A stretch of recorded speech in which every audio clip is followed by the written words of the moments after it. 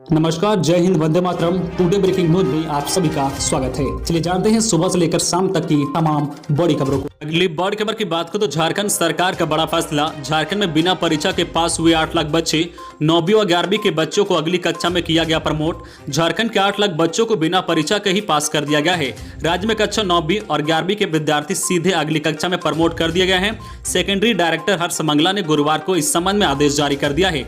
9वीं और 11वीं में लगभग 8 लाख बच्चे नामांकित है। 9वीं में 4.5 लाख और कक्षा 11वीं की परीक्षा में शामिल होने के लिए 3.5 लाख परीक्षार्थियों ने आवेदन जमा किया था। सेकेंडरी डायरेक्टर हर्ष मंगला ने अपने आदेश में कहा है कि सत्र 2021-22 के शुरू हुए लगभग 2 महीने बीत चुके हैं। राज्य में कोविड के कारण जो हालत है, इसे देखते हुए अगले 2 महीने तक स्कूल खुलने की संभावना नहीं है। ऐसी स्थिति में अगर इन्हें अगली कक्षा में प्रमोट नहीं किया गया तो 10वीं और 12वीं के सिलेबस को समय पर पूरा करने में परेशानी होगी। यह आदेश केवल इसी साल के लिए प्रभावी होगा। कक्षा 9वीं और 11वीं के परीक्षार्थियों को अगले वर्ष होने वाली मैट्रिक और इंटरमीडिएट की परीक्षा में शामिल होना है। अगली बड़ी खबर की बात करें तो चक्रवाती तूफान यास का असर, इन राज्यों में हो रही है झमाझम बारिश। यूपी, बिहार और झारखंड में अलर्ट जारी। बंगाल की खाड़ी में उठे चक्रवाती तूफान यास का असर कई राज्यों में दिखाई दे रहा है। पश्चिम बंगाल और उड़ीसा में तबाही मचाने के बाद झारखंड में भारी बारिश हो रही है। बारिश से जनजीवन अस्त व्यस्त हो गया है। यास बिहार में दक्षिण पूर्व से उत्तर पश्चिम दिशा की ओर बढ़ रहा है। मौसम विभाग के मुताबिक 30 मई तक यूपी, बिहार, झारखंड सहित कई राज्यों में गरज के साथ मध्यम से भारी बारिश और बिजली गिरने की संभावना है। आईएमडी के महानिदेशक मृत्युंजय महापात्रा ने बताया है कि बिहार के सब हिमालयन, पश्चिम बंगाल और सिक्किम में भारी से भारी बारिश हो सकती है। झारखंड में भी भारी बारिश को लेकर हाई अलर्ट जारी किया गया है। मौसम विभाग के वैज्ञानिकों के मुताबिक तूफान के कारण अगले 3 से 4 दिनों तक मौसम ऐसा ही बना रहेगा। इसलिए जिला प्रशासन ने लोगों से बेवजह घरों से बाहर ना निकलने की अपील की है। अगली बड़ी खबर की बात करें तो देश में 24 घंटे में 2,11,000 नए कोरोना केस आए। 3847 संक्रमितों की हुई मौत। भारत में कोरोना संक्रमण की दूसरी लहर से जबरदस्त तरीके से जूझ रहा है। हालांकि आंकड़े बता रहे हैं कि संक्रमण का प्रकोप पहले से कम हुआ है, लेकिन मौत का तांडव थम नहीं रहा है।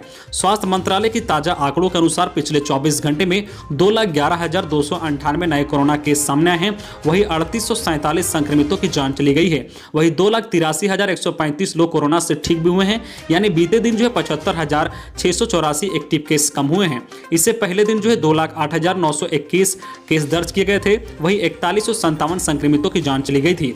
वहीं अब कोरोना के कुल केसों की संख्या बढ़कर अब 2,73,59,60,000 हो गई है। वहीं डिस्चार्ज हुए लोग की संख्या 2,46,33,951 पर पहुंच गई है। वहीं कुल एक्टिव केस की संख्या अब घटकर 24,19,907 पर पहुंच गया है। वहीं मौत का आंकड़ा 3,15,235 पर पहुंच गया है। अगली बड़ी खबर की बात करें तो यास तूफान से हुई तबाही का जायजा लेने आज उड़ीसा, पश्चिम बंगाल जाएंगे पीएम। यास चक्रवाती तूफान की वजह से मची तबाही का जायजा लेने प्रधानमंत्री नरेंद्र मोदी शुक्रवार को उड़ीसा और पश्चिम बंगाल जाएंगे।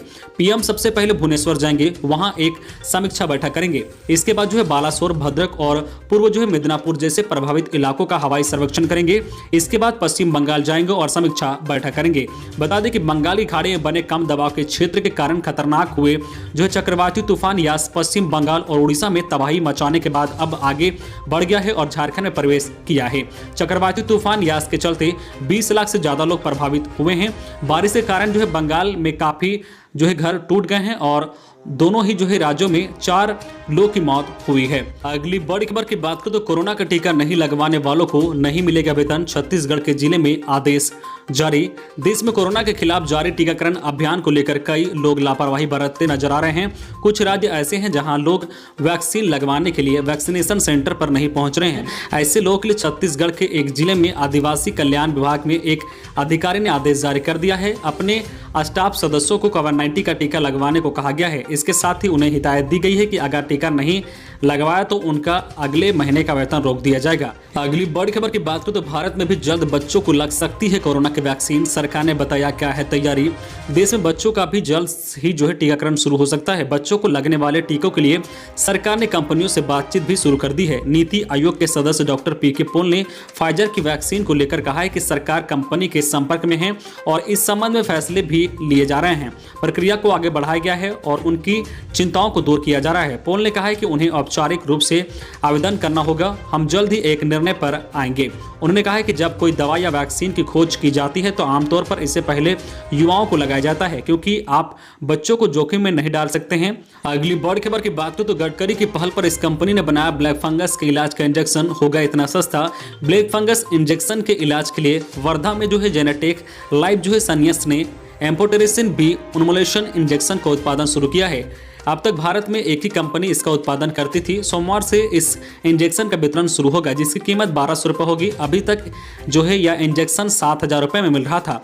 जो है इस पूरे प्रोडक्शन में केंद्रीय मंत्री नितिन गडकरी मदद कर रहे हैं। इस मामले में जो है कंपनी रेमडेसिविर इंजेक्शन का भी उत्पादन कर चुकी है। गडकरी के ऑफिस ने अपने ट्वीट पर इसकी जानकारी देते हुए कहा है कि केंद्रीय मंत्री नितिन गडकरी की कोशिश से कोविड-19 के बाद तेजी से फैल रहे ब्लैक फंगस इंजेक्शन के इलाज के लिए जो है वर्धा के जेनेटेक लाइफ साइंस ने एम्फोटेरिसिन बी उन्मूलन इंजेक्शन तैयार कर लिया है। अब तक भारत में एक ही कंपनी इसका उत्पादन करती थी और सोमवार को इस कंपनी का वितरण शुरू होगा।